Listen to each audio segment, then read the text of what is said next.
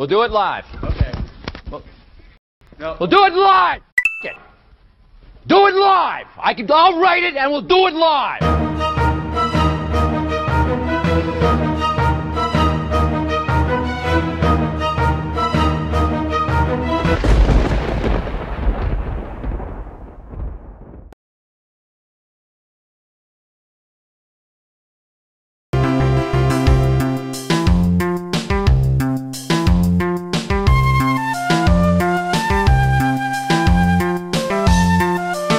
We'll do it live. Okay.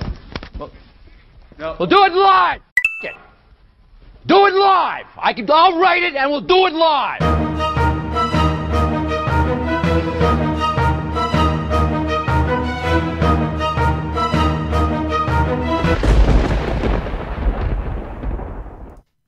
What is up, everybody, and welcome to another episode of Nintendo Talk Live. I am Bobby, the Nintendo Guru, joined by these two guys. You might not know who both of them are. You know who one. You think you know who they are, but you really don't know who they are.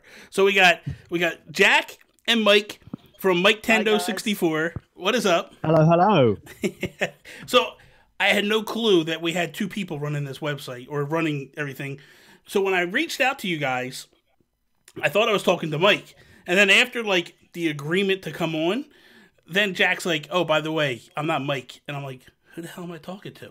Like, well, he's the brains and I'm the mouth. Okay. Well, you have to have that sometimes. You know what I mean? I'm the I in Miketendo64. and I'm just the rest, yeah. Okay. How you guys doing today? Very well, thank you. Very well. I am very excited to finally... on a surprise visit. Yeah, that's true. That's true, because I was originally going to set up a 3-person layout, and then Mike messages me, and he's like, hey, man, I'm going to do a surprise visit to Jack, so don't do it, and don't reply to this message, because I'm about to delete it. And I'm like, oh, okay. He does the surprise visits a lot. It's not really a surprise anymore. It's like, oh, you're here again, are you? Yeah. You're like, go home. So I'm actually really excited to finally meet you guys. Like, we've kind of crossed paths on Twitter numerous times, mainly because I think we run in a lot of the same circles. But it's always nice to finally get to talk to the people that you're interacting with on the internet. I've known about you guys for probably about a year now, give or take. You guys just one day just popped up, and the main reason why you guys came on my radar was Image and Form. You guys were communicating with Image and Form a lot, and I have very close ties with Julius and Brian over there. Like, for a while there, we were talking a lot, and especially with Julius, and they're good guys. They're really good guys, and awesome. We love those guys. They have a very upbeat and friendly nature as well. Yes. I mean, one of the things we really like about them is Image and Form actually gave us one of the first games we ever reviewed for Miketendo64. That's awesome. And they were also one of our first interviews. So, That's awesome. We have a long history with Image and Form. They helped get us on the ladder, so we have a lot of love for them. Yeah. It helped put Miketendo64 on the map. And Jack's like BFFs with them. He talks with them, almost like at least like once a week or so, just to see, hey, what's up, and when can we get SteamWorld Dig 3 on Switch? Or Heist 2. We want Heist 2. Although I'd love it if they turned around and actually made SteamWorld Quest now, because it was a red herring, if you remember before. They had copyright. I would love it if they now turned around, just made a SteamWorld Quest. Every now and then, I would drop them like an email or something on Twitter saying, when's SteamWorld Quest happening? I just want them to put a cameo in or a reference in one of their games and says, I'll get back to you on that, Jack. I'll get back to you on that. So it's kind of the same story with me. When I was playing the original SteamWorld Dig, I just one day randomly sent a tweet. And they were still they weren't anywhere near as popular as they are now. And when I reached out to them, I just sent a tweet. I was like, oh my God, man, I'm playing this game. I'm sitting in the parking lot playing this game, and I am in love with this game. You guys did a fantastic job. And I didn't know, kind of like in this situation here, I didn't know who Julius was, and he reached out to me. And we started talking. We had a conversation on Twitter behind the scenes for hours. And then next thing I know, they came on a podcast that I did, and I interviewed them again. My first interview with a company was them guys, and then I turned around, and one day Brian was actually here in the United States, and he was in North Jersey, and Julius reached out to me. He was like, "Hey man, I noticed you live in New Jersey. How far are you from here?" And I'm like, "Oh man, I'm about 2 hours away, give or take." And he's like, "Well, Brian's there now. He would love to meet you." And I'm like, "I'm on my way." I'm like, "That's it." I'm like, "I'm going, man." And at that time, he was showing Heist. So it goes back quite a bit of ways. And I love that game. I kind of... I absolutely, like you, I love Heist. I mean, but Heist was the game they gave us a code to review for. Yeah. And I think it was like the week after I written the review, we were at Barcelona Games. Well, we're at game, and the SteamWorld Collection had come out on the Wii U as part of the eShop Select. So I was like, I love Heist. I'm just going to buy it now. I get to play Dig as well at the same time. So, yeah, already I had Heist. I just brought that because I love them from the get-go right there. Is it Bren? He's also one of the few people that's actually got our t-shirts. We sent him a Miketendo64 t-shirt. Did you? Nice. To say thank you for their support over the years. We sent him a t-shirt. That's cool. Yeah. I sent Julius a gold Mario amiibo when they were like they were still at the time, they were pretty exclusive to the United States, but I got one and sent it to Julius, and like he freaked out when he got it. He's like, "Oh my god, this is amazing, dude. I can't believe you did this." But the funny thing is I sent the package to Julius, and Brian intercepted it. And then Brian did Julius never got the amiibo. No, he got him, but he got like this weird stuff like packed in the box. Like Brian opened the box and took the gold Mario out and then packed it with this stuff. Like this other nonsense. And I'm like, what the hell is going on? It's like, it was good. It was good. So real quick, what I like to do is, we've been rambling for already, and people know Miketendo, but like real quickly, introduce yourselves. Let people know who each one of you are and like what, Miketendo is and all that stuff. Okay.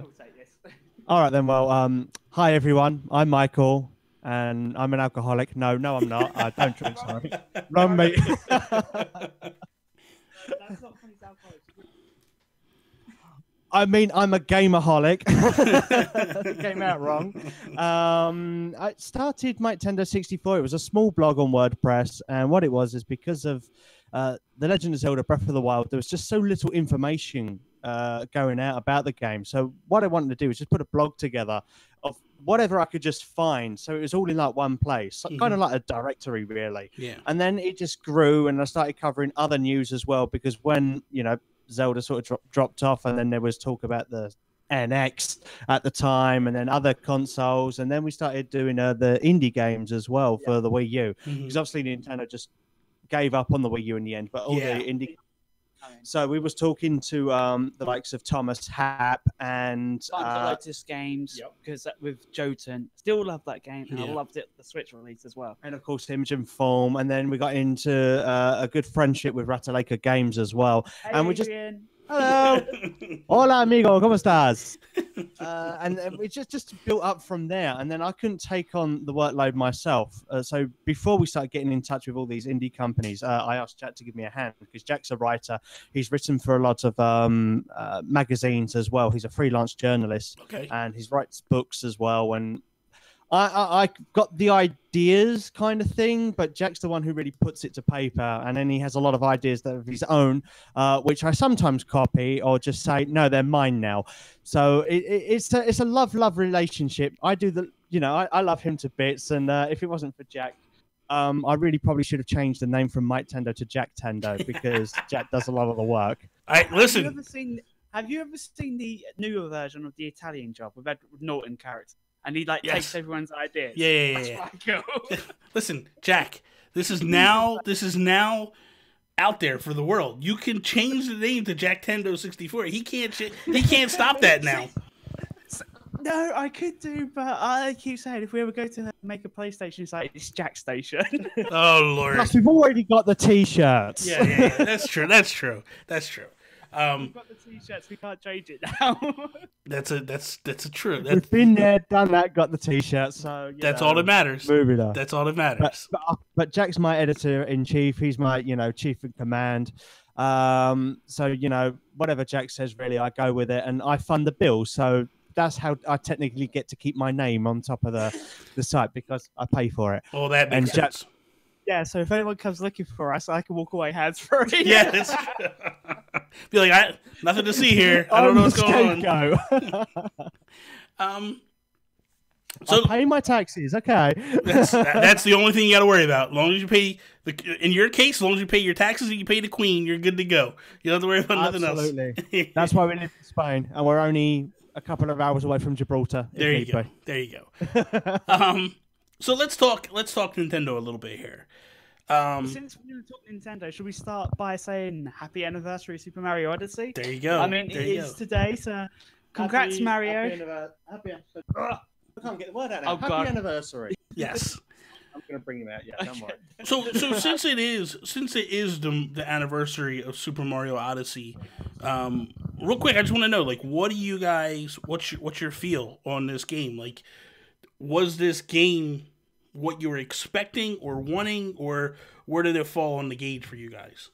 Now, we are of two minds. Now, I've loved Mario since the beginning, and Jack, well, if it was, let's just say, if it was Luigi's Odyssey, he loved it a lot more. Or Warriors Odyssey. Makes a lot of sense. Because obviously, Jack being a younger brother and me being a bit of a bully, I was always Mario. So Jack always got to be Green Mario in that respect. Green Mario. I love it. But Jack's taken the character as his own, and he and Wario, they get together, and Jack loves WarioWare. So Jack's almost the opposite of Mario. He's aware that he's there. Yeah. They just don't get on very well. Gotcha. Makes sense. Makes a lot of sense. It's the little brother syndrome. Well, I always preferred Zelda as well. So Link's my man. Okay, if I had to choose between Link or Mario, I'm sorry, Mario. I got to stick with Link. He's my boy. Oh man, good lord.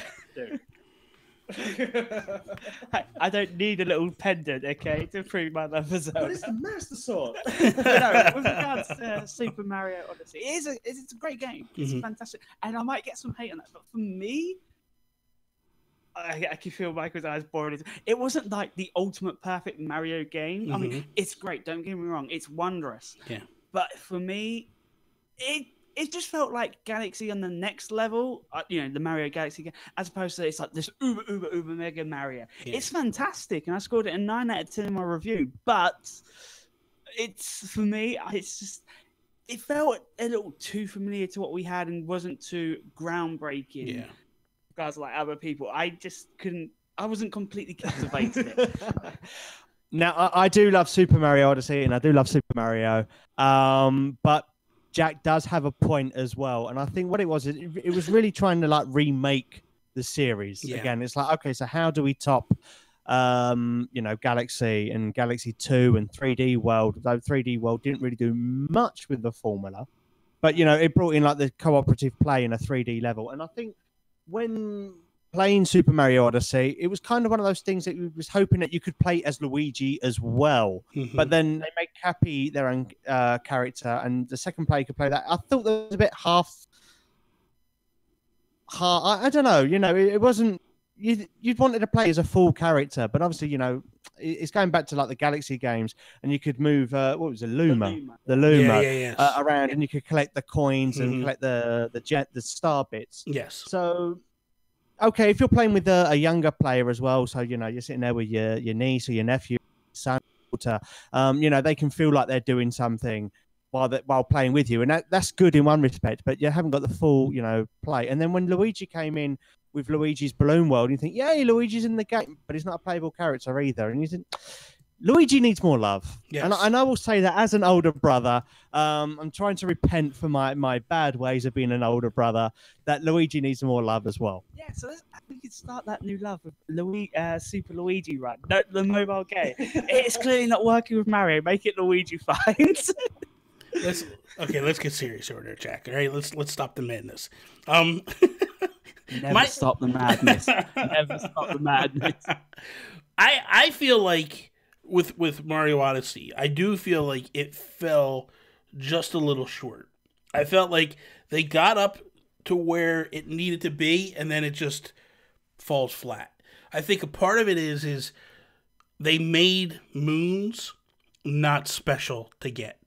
In terms of like, there's 999 or whatever it is, and it's like, okay, like they're all over the place. I can go into a store and buy them. Like, it's not, like, to me, it's like, it takes away the value of the difficulty to get these special things.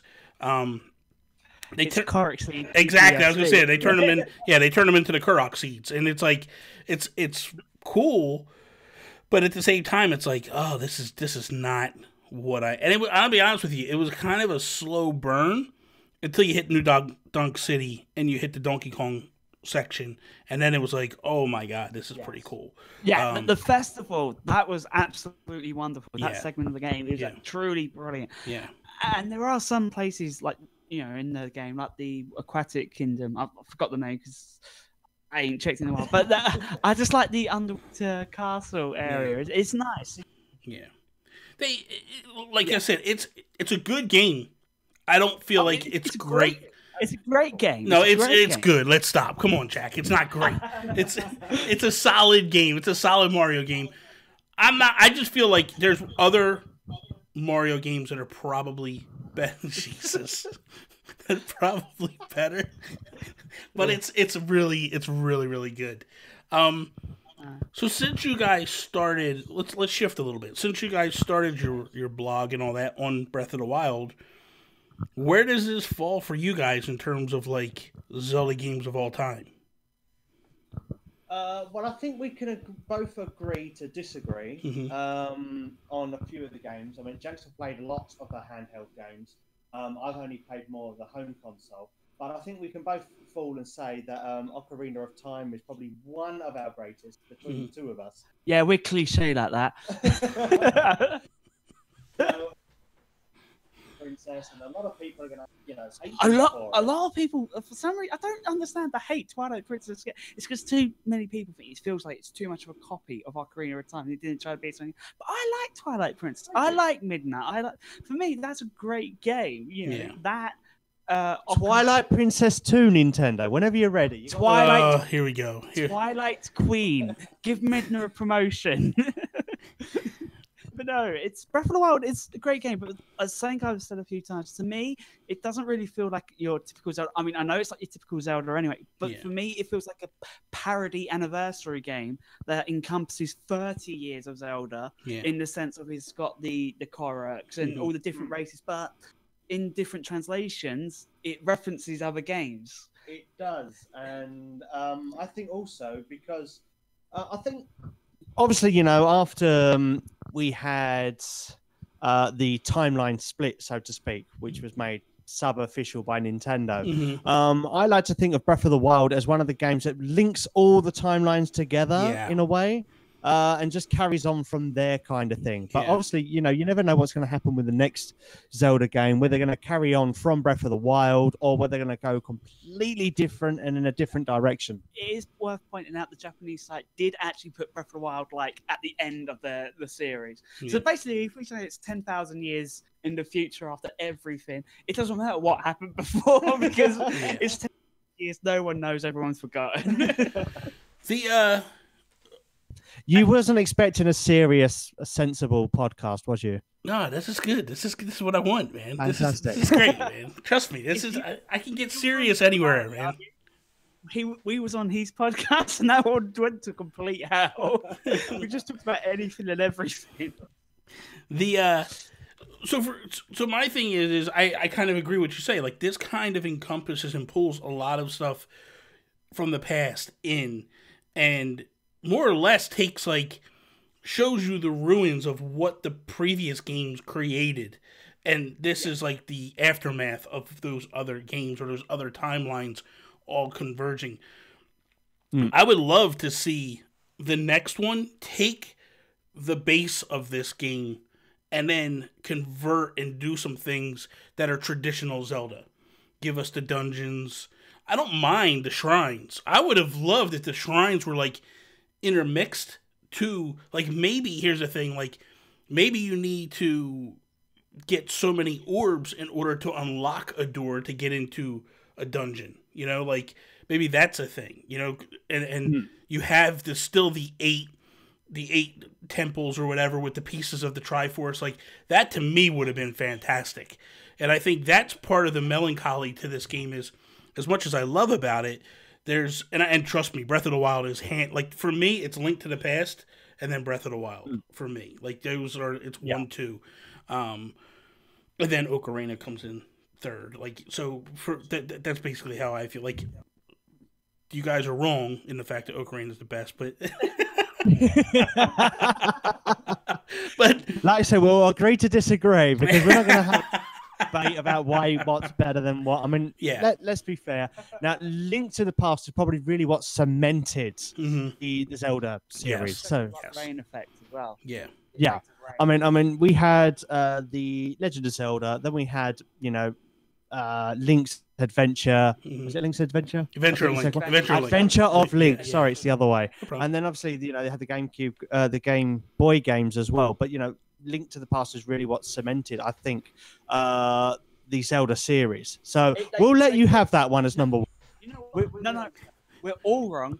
Best Zelda game of all time is clearly The Legend of Zelda SP, Living the Life of Luxury. Oh, you know, good God. Go ahead and that's the sissy version. It's Tingle's Rosy Balloons. We all know that. It's Hyrule Warriors Definitive Edition. Yeah. Listen, Hyrule Warriors isn't that bad of a game. It's not fantastic. I love Hyrule. No. Yeah. Let's get Hyrule Warriors. I put about 500 hours in the my Wii game. God. About 400 in the 3DS game, and I even brought a 3DS just so I could have Hyrule Warriors Legend. And I've got Hyrule Warriors on Switch, so I love Hyrule Warriors. Yeah, I think it's okay. good. But Jack's also good friends with, you know, Team Ninja, and he talks a lot with the head at Koei Tecmo in the UK. Hi, Nathan. We actually recently interviewed the director of Hyrule Warriors. We weren't talking about Hyrule Warriors, obviously. We were talking Warriors Orochi 4. So we get around. I've noticed. Thank you, all you new sites who covered our Xenoblade, Finn. I noticed you guys I get that. You guys are definitely the type to get around. I see this already. We do have a name for it in England, but I don't think a lot of people will know about it. There's a lot of things you guys have names for in England that I kind of... Yes. So I have a podcast that I do called the Nintendo PlayStation Podcast, and I do that with my friend Toby, who lives in England. He lives in Fritton by the Sea, I believe it's called. And so he'll like throw words at me sometimes, and he'll be like, but he knows what he's saying in the United States means something different, and he'll be like, do you do this? And I'm like, why are you asking me? It's like, you know, and he's like, I'm just curious, and he's like, it's so funny the word. And I used to play Grand Theft Auto with him and his buddies, and they would just be like, what's this in the United States? I'm like, guys, would you stop this? Like, it's like you have a little baby for the first time. You're like, what's this? Say this. Like, say this bad word and stuff. It's like, it was funny because when Jack was like, we're just having some toast, I started laughing because I hear that from Toby all the time. Toby will say, like, I'm going to have some toast and then I'll be ready for the podcast. I'm like, oh, you Brit. And I said it to you. I was like, oh, you Brits. We do have a very strange sense of humor. That's also very true. That is very true. Dry like that. Yeah, very dry.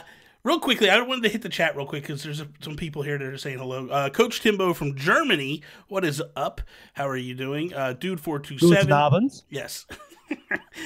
Lloyd Cookson and Luke Lore, he's saying that he is waiting for Hyrule Warriors to go on sale. I think you might be waiting a long time, Luke. Like, Nintendo rarely puts games on sale. Well, Nintendo rarely puts games on sales, but the other thing is, Hyrule Warriors, I know it's what, €59.99? It is packed with so much content, like hundreds of hours of stuff, so many characters. It's all well and great waiting for a sale, but even at full price, Yeah. the game is an absolute steal. Yeah, there's a Because it's all lot. the DLC as well, so you're only just buying it once and you've got everything. Yeah. And I doubt it will come to, you know, like the Switch selects, or, you know, like the 3DS has its like 3DS selects, and the Wii U did as well, where it brings it at a very reduced price.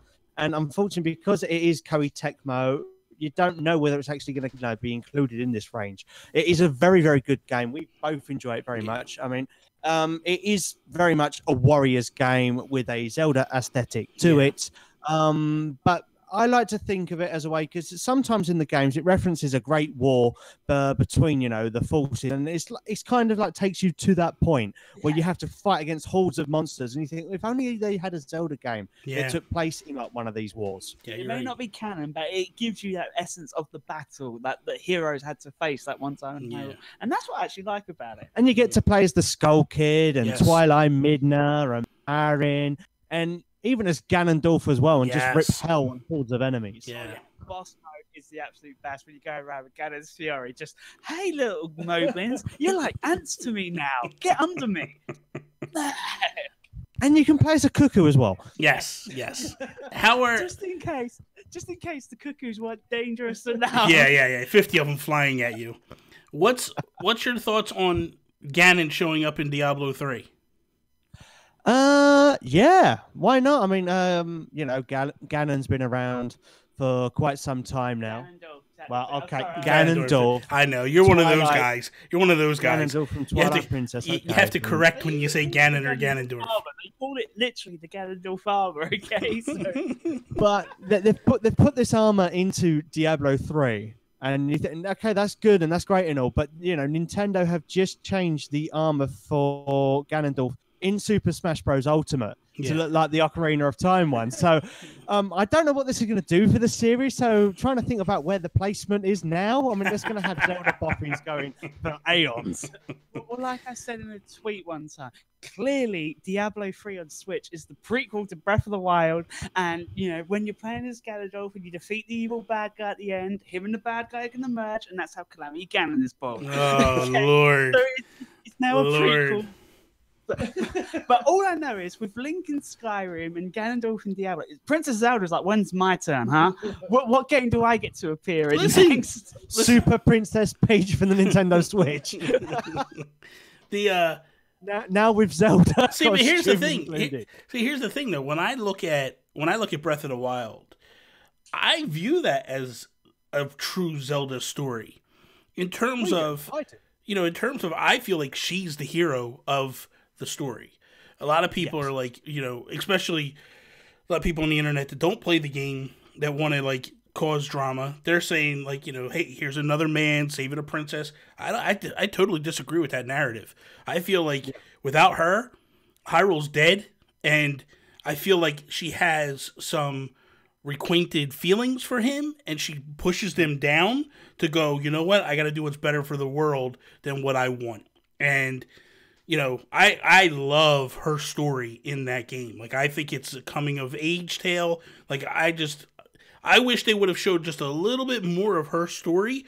But like, even going through the spoilers, even going through like the diaries and stuff. I'm not gonna say where they are, but like when you come across the diaries and all that, it's just like, oh my God, man, this thing is so amazing.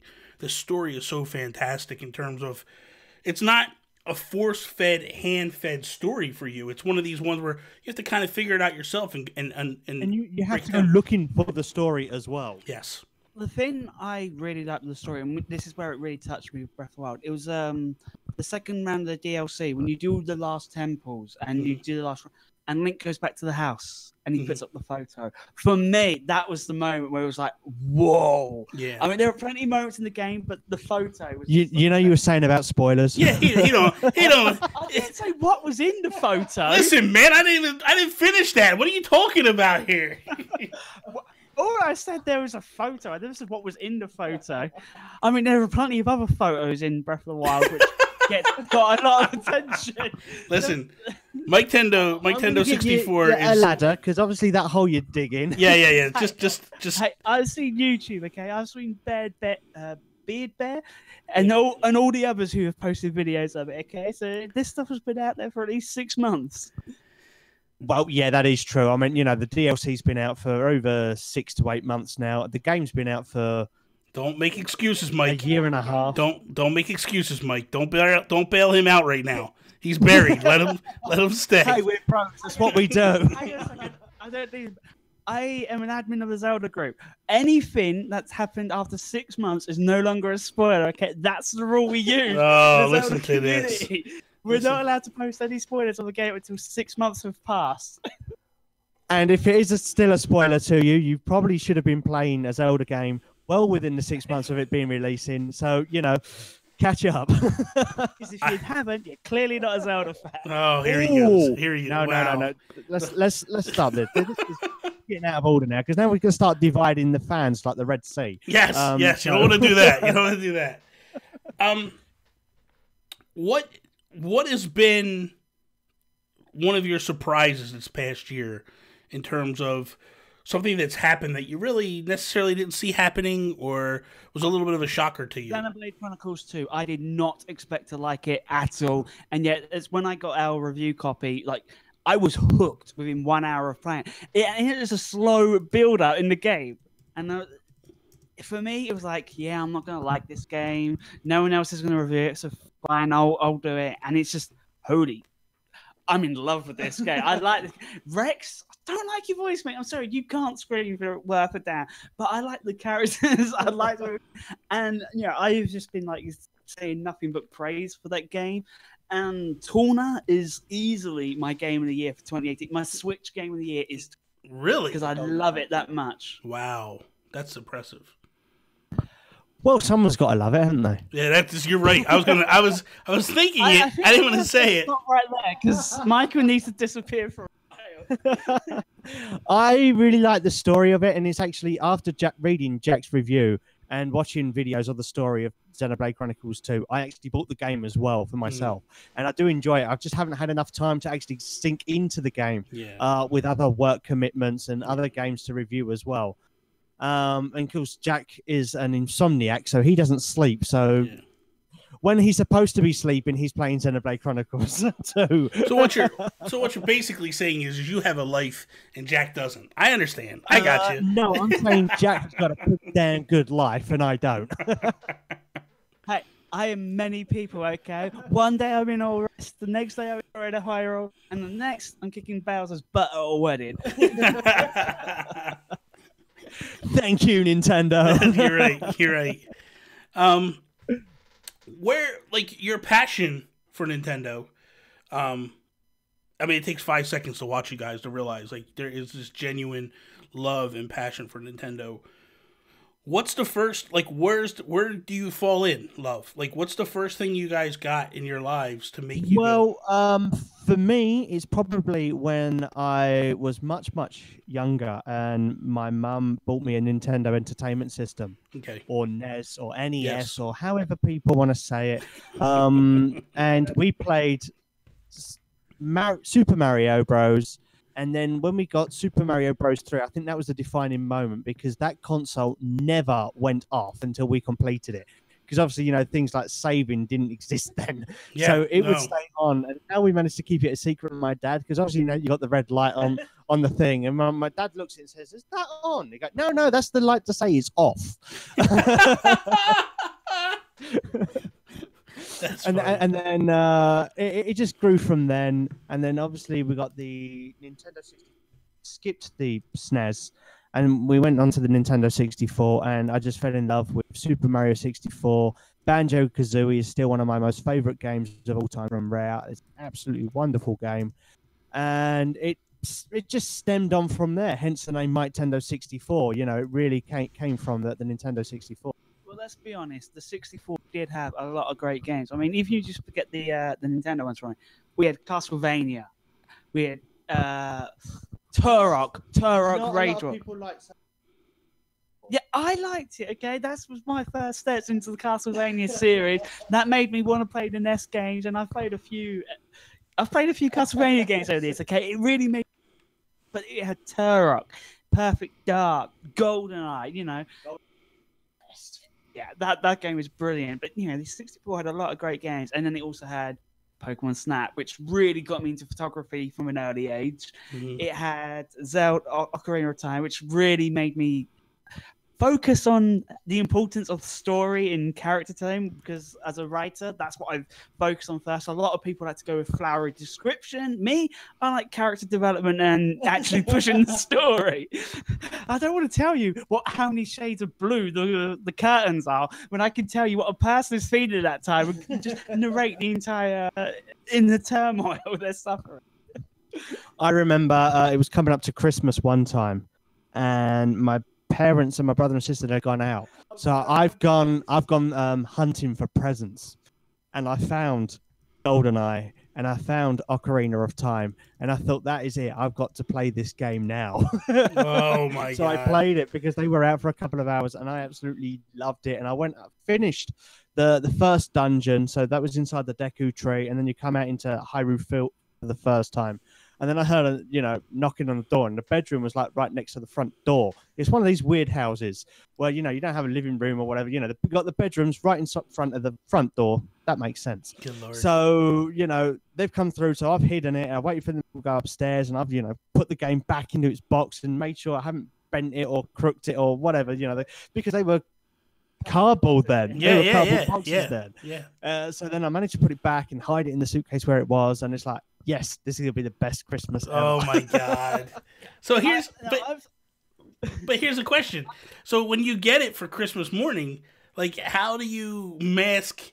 Like, did you just fake it and act like it was the greatest day ever? Oh no, it was still genuine, because it was like, yes, now it's finally mine. Also, there's the fact that he just played. It was like already had his mind blown by how good it was. It was like, yeah. I've never done the same thing with Nintendo, but I actually did do a similar thing a few Christmases later when we had a PlayStation 2. Michael and Mum and my sister and my dad had got out, and Michael had brought Grand Theft Auto for my sister and Vice City and Star Wars for me. And I know it's PlayStation, but I played both of them for a couple of hours. Deleted the saves off the memory card. Oh my god! And then put them back in the box and hit them. I finally had some wages saved up, so I really wanted a good Christmas. So I did get GTA Vice City, which is obviously, it's a game, rated at 18, and my sister's probably about eight then. Oh my god! But she loved the game because she used to play it on the PCs near the internet cafe, when people used to have internet cafes. Yes. So she would play it a lot on the computers there. So, when she got it, she was really excited. And it was Star Wars Revenge of the Sith. Yeah. So it was the Revenge of the Sith. And then for me, personally, I got From Russia with Love on the PS2, so which I enjoyed, and not a lot of people did, but I enjoyed it. Yeah. But then after then, because we went off a bit of Nintendo, and it wasn't for Nintendo's fault for whatever reason, because we moved to Spain, we could only take one console.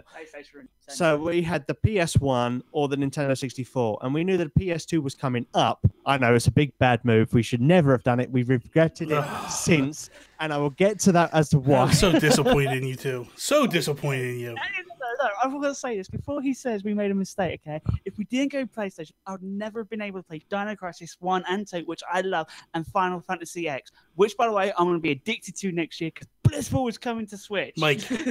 Mike, push him out of the camera view, please. This guy is talking crazy over here. Not one!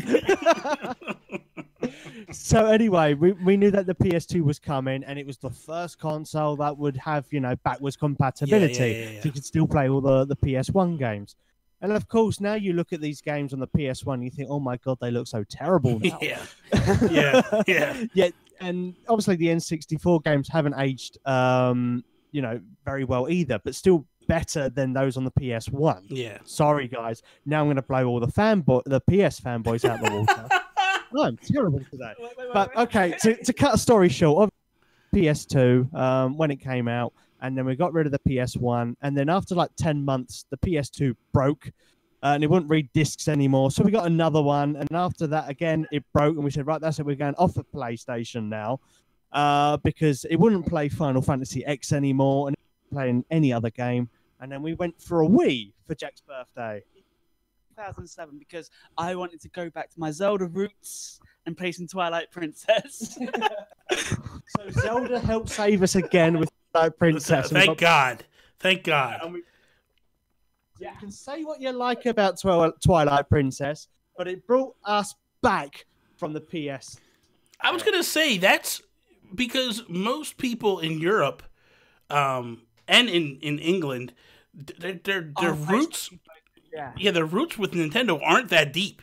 So especially when you were like, we had an NES, like that's nuts because most kids didn't have an NES in the UK. Most of them had the Super Nintendo was when it finally, or the Famicom you guys had, right? I did get the NES in the early 90s. I mean, I'm not as old. Look. We got it in the very early 90s, about 3 or 4. So we're talking about 91, 92. Okay. So, you know, the NES was already like on the cusp of coming to Europe. Yes. And obviously, you know, like a second-hand console that we've managed to pick up. Yes. Because obviously the NES. But, you know, I fell in love with Nintendo then. Yeah. And then, you know, I've had my... strayed away, and then we've came back, and now our love is pure, and we are sorry, Nintendo, for ever leaving you in the first place. Please take us back.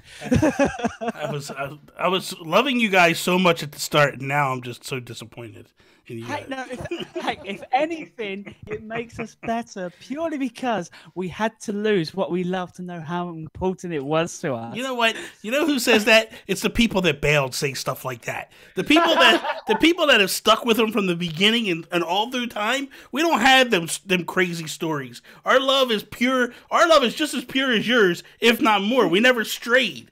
You know what I mean? You do not.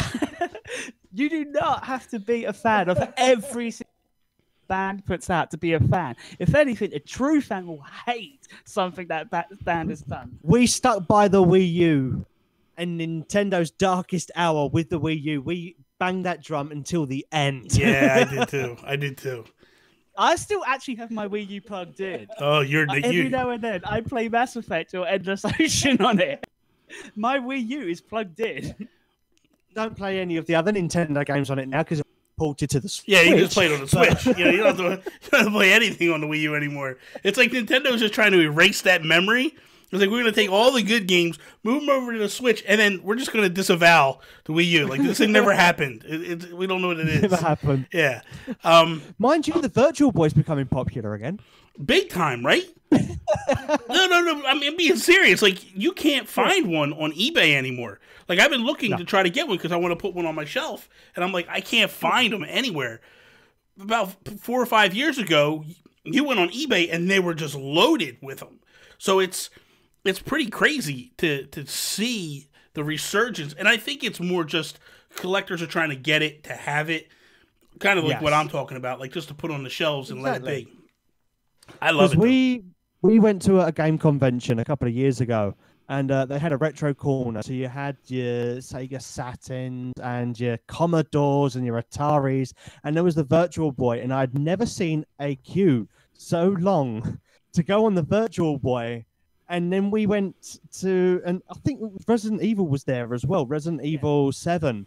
The queue was still... Yeah, Biohazard. And the queue was longer for the Virtual Boy than for Resident Evil 7. That's crazy. And it was a couple of hours to wait on Resident Evil 7. We were in the line on the press day to get to play Resident Evil 7. Purely because we were there. And every game Nintendo literally had at the booth, we'd already had them already. So we didn't really need to play much there. But no, we were in the Biohazard. And it's like, yeah, it'll probably be about 2 hours, 3 hours before you get in. It's like... let's go do something else. No game's worth waiting 2 hours. No. Listen, I went to E3 this year, and I had gotten tickets to play Smash. Because I got news for you.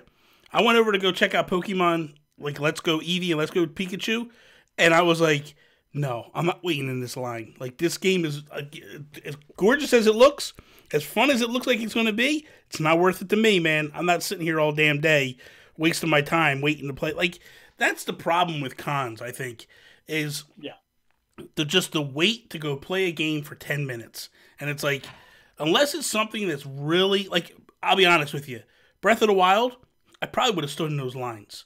just to give it a shot and try it. But like even Odyssey I'd have just been like, it's Mario, man. I'll just wait for it. It ain't no big deal, you know. Although the something that I had a weird experience with was we were at Game Polis earlier this year, and it was like opening day, Friday, and I'd gone in while Michael was getting his press credentials all sorted out at the main desk, and we were only separated for 20 minutes. I played Smash twice, and I was in the queue for the third time. Smash had like no live whatsoever on the first day. The last day, it had about 30 people lines at the biggest, but the lines weren't that huge.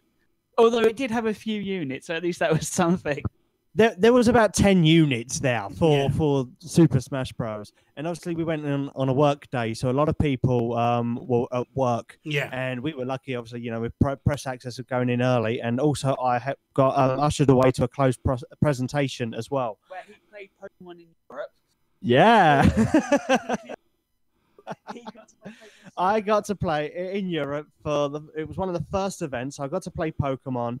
We got to saw a presentation for Super Mario Party, but we wasn't allowed to, you know, show footage of it whatsoever.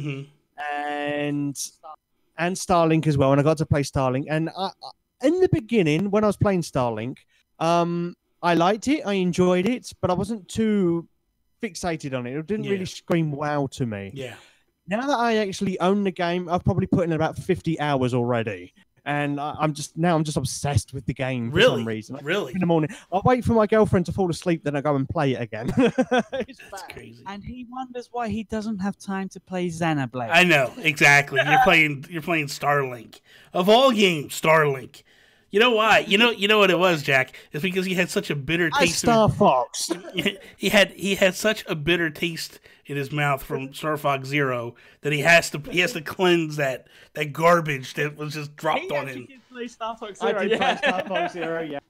And it was okay, but I really managed to get all the way through the game. I think I only did about 3 levels, and I just got tired of Star Fox Zero. But you know, playing Starlink, and I'm so many more hours into it.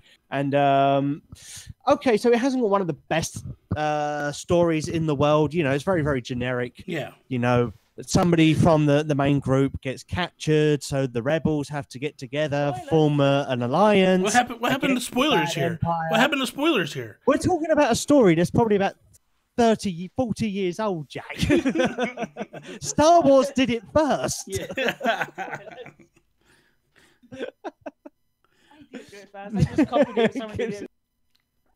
Don't say Star Trek. We don't start dividing Star. Yeah, you don't insert that and stuff. Trek, Star Wars. Oh my god. So what? We're dividing everybody today, aren't we? So I heard, and I don't know whether it was just Europe or if it was all worldwide, but like I think 80% of the copies of Starlink sold on the Switch. My question is obviously it's doing why? Well, no, I mean it's obvious why, but the question is as well as it's doing on Switch, do you think that this is something that Ubisoft goes, okay, we're going to do Switch exclusive DLC, or do you feel like there's an ability to add stuff to it? I think it is a case that DLC could come eventually, but it's like whether or not, you know, what they're out. Perfect DLC for just Nintendo would be Samus and her gunship. Yeah. It's like other DLC would have Commander Shepard from Mass Effect and the Normandy, because that would be a great addition and might help get rid of the bad taste Andromeda left in some people's mouths. Oh, great. Now I'm insulting them. Sorry, guys. Oh, good God. You guys are just... By the time it's done, you're going to have... The rest of the Mass Effect fans are on your... Yeah. Andromeda sucks as well. Don't worry. Yeah, Andromeda's not that good. And I just want to clarify, when I say Commander Shepard, I am, of course, talking about the one voiced by Jennifer Howe, because FemShep is the best. I'm sorry, she is. Oh, my God. I just made it better, and you got and made it worse. Yeah. Quote my catchphrase from the earlier days: mayhem, chaos, destruction. My work here is done. You can be sure that people will be talking about this. This will be your most talked podcast ever. Maybe not popular, but definitely most talked about. To quote an old quote, there's no such thing as bad publicity, okay? I don't know about that one. Be careful what you say. Be careful what you wish for there. I was going to say something on that, but I won't because he's still in presidency. Yeah. Well, oh Jesus, here we go. Don't start that stuff, all right? We don't need that. Let's move on. I have enough going on over here. I don't need you guys chiming in too. Hey, we got Brexit, okay? We need a distraction. That's true. That's true. You guys need partners in crime. So you're like, hey, these guys aren't that bad. They're gonna get Trump, and we got Brexit. They got Trump. It seems even now. It's all good. It's all gravy. No. What Okay, so friend of the community has popped out a leak a while ago. About a second Switch potentially coming in 2019. What do you guys feel about this? Do you believe it? Do you not? Like, what's your take? Well, personally, I think it's too soon to have a revision, i.e. next year. But something I've actually said from the beginning of Switch is that I could see Nintendo doing everything. It's not so much it's a new Switch, but it's a new dock. Yes. So when you're in TV mode, it's better performance. But when you're actually playing in handheld, it's still the same as what you got already. I see a new improved dock being more likely than a whole new Switch so soon. It could happen, but I think Nintendo, they could do a revision, whether it'll be 2019. I mean, obviously, if you look at the 3DS, it's had so many different models. Yes. But hardware-wise, it's not really changed so much. Obviously, the 2DS, the new 2DS XL, obviously doesn't have the 3D stereoscopic controls in it, which is probably a good thing because I think a lot of people didn't use it very much anyway. Yeah. So for the Switch itself, I mean, obviously, people have just bought their Switches or they're still, on the fence about buying a Nintendo Switch and most likely do so as soon as Super Smash Bros. Ultimate comes out. Because if you haven't got a Switch already, then, what are you waiting for? I mean, a lot of people say, oh, it hasn't got any games. It hasn't got any games. It's got over 1,000 games on it now. Anybody that says this thing hasn't got any games. Yeah. They don't know what they're talking about. That rock you're living under, Yeah, wake up, man. There's too many games. I'll be as bold as to say there's too many games. I started doing... There are so many games they're trying to keep up with every month, every week. It is maddening. I mean, I have to have lists of games coming out and the release date. And the second the new different dates are there, it's like, I've got to load up the program and change the day just to try and keep track of them. It's maddening. But that's the other thing. It's like with the Switch and Pokemon Special Edition Switches. I'd hope there isn't a revision next year because those who haven't brought a Switch will most likely buy one of those. And it's like, oh, God damn it. Now I've got to buy another one next year. I know it's money, it's business, and it needs to be done, but it also feels a bit like slapping your customers in the face. And I've already ruling out backwards compatibility, with the Switch and no Wii U. So it would be nice if they just let us have what we have for the time being. And if they do a revision, wait a couple of years or just have a dock so it's at least something easier to buy and you're not having to get a whole new Switch. Yeah, but obviously, with a dock, that's only going to improve the performance so far. So that's only going to improve it graphically. Well, obviously, it may do it by sound as well, but performance. True, but if you're actually playing it on the go and on the Switch, I think they probably will. I mean, technology is improving all the time. And before, where they had so many issues with stock and getting, was it the NVIDIA chips? I think. Yep. They can't compete with the mobile companies for the screens themselves. But now that it's shown that there is a big market for it, and we are nearing. Well, we must be over 20 million now. You got to be over 20. Yeah, we're past 20 million now. And if we're not, then by December we will be. Yeah. We were like 19 6 months ago, so yeah. Yeah, so we should be definitely over 20 million. And you think the Wii U only sold about 13 in its whole lifetime. Yeah. Obviously like 13.2 or something like that in its whole lifetime, which was only 4 or 5 years. So it wasn't really a long lifetime. And then obviously the Wii before that did extremely well. Yeah. So the Switch is on a good roll. And Nintendo have always hoped that every household will have, like so many Switches. I don't think they reckoned that it'd all be owned by one person in that family. Yeah. So when you got the Nintendo, the Smash Bros, the Pokemon, the Standard, the Nintendo Labo one looks pretty cool. And if I could win the contest, I'd get that too. That's amazing. That thing is amazing. I love how that thing looks. That thing looks phenomenal, man. It does. I'm leaning very heavily to the Pikachu Eevee Switch. I just like the way it looks. I like the color of the Joy-Cons. I feel like that one to me feels more like a special edition than anything they've put out so far. The Smash one just seems bland to me. The Diablo one seems bland. It's like, put some color into it, man. Just do something. Just change it up. It's like basically I could take the whiteout strips, grab my Joy-Con and paint a line down the side of it. And there's my Joy-Cons for Smash. It's like just pinstripe it. Yeah, exactly. just pinstripe it. I mean, a lot of people have done so many different things with their very own Joy-Cons and made their own covers, like the see-through purple and stuff like that. And there's even somebody who's made their own Joy-Cons, and it has on the back of it as well. So it's got the back plate, and it's got the Super Smash Bros. Ultimate banner on the back of it. It just looks absolutely gorgeous. The only thing that makes me a little excited is this. If you remember back on the 3DS, when they first started doing special editions, they were pretty bad. They were pretty bland. And then as time went on, we really started getting some really phenomenal ones. So that's my hopes, is it slowly... Well, it's like on the such of the 3DSs. The earlier Zelda ones was just like, it was a gold 3DS. Yeah. Now, it's a highly insured, and my God, that is gorgeous. Yes. If it wasn't for the fact Nintendo have literally turned their backs on the 3DS, I would have got one because it looks great. But exactly. If you brought it to Europe, I would buy one. I totally agree. Yes, I totally see what agree. you're getting at. No, so I'm hoping that's the starting point. Because even like the special edition 3DSs that they did for Smash, the blue and the red ones, those were really nice. And I think that's probably, like, they could have gotten away with the gray scale colors of the characters, but they should have done a color behind them rather than the black dock. Like, they should have painted the dock a particular color and then did the grayscale over top.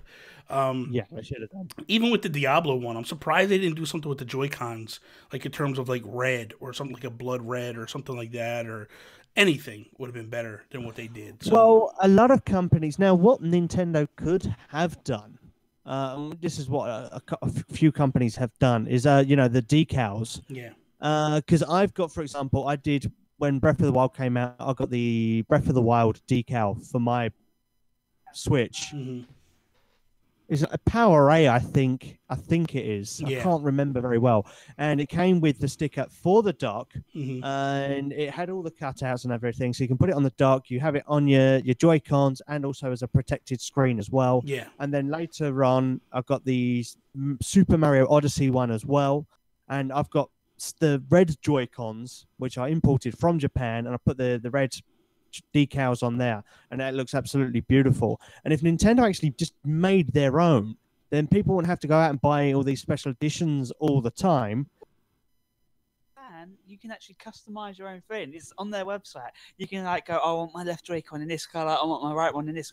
I want the Switch. So you can in Japan. You have that option. It's everywhere else you don't. Yeah, they and maybe some more color Joy-Cons as well, because I've got the red and the blue and the green and the pink and the gray and the red.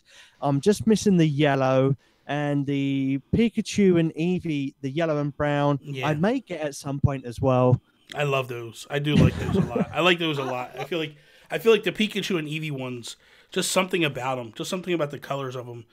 To me, they just stand out. To be fair, given the way the Joy-Cons, I'm actually really hoping when Bayonetta comes out, we get some Bayonetta Joy-Cons. That would just be the highlight of my day. I would like a special edition Bayonetta Switch. Ultimately for me, the one I want is Animal Crossing. I want an Animal Crossing Switch. I want the whole dock. I want everything done with that, and I'm hoping it comes. But a Bayonetta one would be awesome. I think they're going to even do a Metroid one. I think I would hope they do a Metroid one because it's one of those games that does come across as deserving. There is a fan base for it, and I think if you brought out a Metroid and you actually made it, like the Pikachu and Eevee one, where it's not just like a bland design. It's the Joy-Cons have a great color to them. There's a could you imagine? Could you imagine like the orange color on the left and then the yellow color on the right, like, but make them kind of metallic looking? Yes. Like, dude, that would be amazing. Like. They could do some really cool stuff with that. I would say like on the back of the actual Switch, you could have like Samus's head with the visor, and maybe have the face appear. That would be awesome. That would be awesome. That would be sick. But no, for me, I would actually love to see a Bayonetta one because it's like on one side of the Joy-Con you give them an angel, and then you have a demon on the other one. And it's just there's so many ways you could go with it. I mean, Bayonetta 3 for me is actually one of my most anticipated upcoming Switch games. It's one I am nuts over. I'm gonna get hyped for this. I'm more hyped for Bayonetta 3 than Smash. Listen, you ain't gonna get a hate from me because I loved Bayonetta 2 so much. I thought that game was fantastic, and I loved it. And to me, what Platinum did with that game was just pure perfection. That game was so good, man. I loved it on Wii U, and because that's the first time I actually got into Bayonetta on Wii U. And when it was Switch ports were announced, it was like, yes, now I can have those games where on the go, and it's like, do you really want to play Bayonetta on the go? You remember the noises, you remember the cuts. Yeah, that's the problem. You don't want to play. You don't want to play that someplace public. That game is a little. I was really excited about it, and then when I was playing 2 on Switch, and it was like the comments with Rodan and the amiibo, I was like, oh yeah, the Smash trees. Rodan wants to throw down his. I loved that message, and he says an assist trophy. I know. It's good stuff. Bayonetta 2 is not safe for work, but public transport is fine. Well, let's be honest. Let's be fair. Bayonetta 2 is nothing compared to 1. 1 is really bad. I've always said this. 2 is like bigger and better with regards to most things, but they toned down the rules on this. It's like in the first game when she's fighting the giant angel, and there's like the cherub angel statue that's having a pain, and it's like shooting out oil, and she shoots it with the gun, and the bullet goes straight through the chest. It's crazy. And that game was insane, and the torture scenes as well. Yeah. It's like, whoa! Yeah, it was. Why have I not played Bayonetta sooner? Yeah, it was pretty intense. And for me, that's one of the things I'm really looking forward to with 3. It's like, are they going to try and find a medium between 1 and 2? Are they going to just go back to 1 because it's Kojima, Hideo, the director of the first game? He's taking point on this game. So it's pretty much the ball is back into his court because he didn't direct the second game, so it had a different direction. But no, I just really want to see how. And also, what's going to go on with the hair? Is it going to be long? Is it going to be short? Is it going to be short this time? I'm disappointed there isn't a Bayonetta 3 skin in Smash. I'm disappointed with that. I really am. Yeah. I hope one gets added later. I really do. They probably will. It would be nice though if, like, when they finally reveal Bayonetta 3 and they have her appearance, they release that costume as like DLC for Bayonetta 2, so you can try before you buy. That would be cool. Good God. The internet, we talked about this when we first started, like, the internet's exploding about Bowsetta, and I'm like, dude, Bayonetta is got it hands down, in my opinion. Like, dude, no. In New York, right? In New York, at the Nintendo store, they had a woman dressed as Bayonetta, right? And you could only be 18 years old in order to get in there to see. And I'm like, man, do that for 3, and I'm going to New York, man. I do want to say one thing though with regards to Bayonetta. I think what makes the character so great is it's actually the voice actress behind it, Helena Taylor. Yeah. She did such a fantastic job with her delivery. Yeah. I mean, if anyone else played her, would Bayonetta have been the hit game that it is? I can't be certain. I think what she brought, she is Bayonetta basically. Yeah, she's got that snarky attitude to her, and like that matter of fact type. I love her, dude. I think she's awesome. Yeah, it's just the delivery as well. It's just, wow, that is so great. It really makes the writing come alive and just shows it off perfectly. I agree. So, we are about out of time, and so Okay. I wanted to real quickly before we wrap up, I want you guys to explain to everybody where they can find you at, where they can check you out, and all that good stuff. So basically, plug time. Okay, well, thank you very much, guys, for listening. If you'd like to know more about our news, reviews, interviews, personal views, giveaways, and so much more, Guides, don't forget guides. and guides, because we're doing a lot of guides now for Xenoblade Chronicles 2, Super Mario Party, and Dragalia Last, and I'm trying to work on a couple for Starlink as well. You can find us at www.miketendo64.com. We're also on Twitter. We're also on YouTube as well. And also Tumblr and Facebook. We don't use Facebook very much because we like to. Twitter seems to be a more stable means of actually getting in touch with our followers, and so much quicker to respond to requests and to replies and comments. Yeah. And also, when I'm not at Miketendo64, I also host another YouTube channel where I do the voice of a friendly puppet. You may know him. He goes by the name It's Me Mario. I've done a lot of video parodies and things at the moment. I've done about 40 videos at the moment. It started off as a silly little thing, and it's grown so much more. And we did do Baby Shark as well. And there's also a music video for Bowsette. Oh, God. Oh, yes. And I've got him here as well. But no, if you want to watch one of these It's a Me Mario videos, definitely watch the Super Mario Party one, because Peach does not get on well with Luigi, and he learned that the hard way. So thank you so much for watching, everybody. I hope you have a very lovely time. And please be sure to go to my YouTube channel. It's me, Mario. That'll do, Mario. Thank you. Thank you so much. You guys are I have too much time on my hands. No kidding. No kidding. This is why you're not playing Xenoblade Chronicles 2, because you're too busy playing with puppets, you know? That's funny. So, thank you guys for coming out, checking out the show today. I hope you enjoyed it. Please, you could listen, if you want to listen to the audio version, we're available on Apple, Google Play, all that good stuff. We're also on the YouTube channel, the video version of this. You can follow me on Twitter at Nintendo Gurus. Again, Miketendo64 at Miketendo64. That is all. Peace out, Preston.